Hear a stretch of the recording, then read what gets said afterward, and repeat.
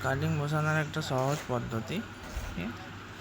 তো মাটি প্রথমে এরকমভাবে চাড়িয়ে নিতে হবে। তো এই প্রসেসিংয়ে না ঠিক এরকমভাবেই চাড়াতে হবে।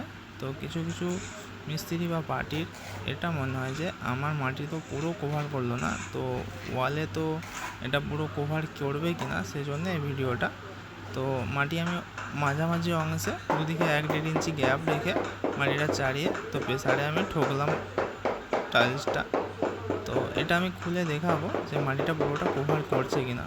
তো দেখে নিন।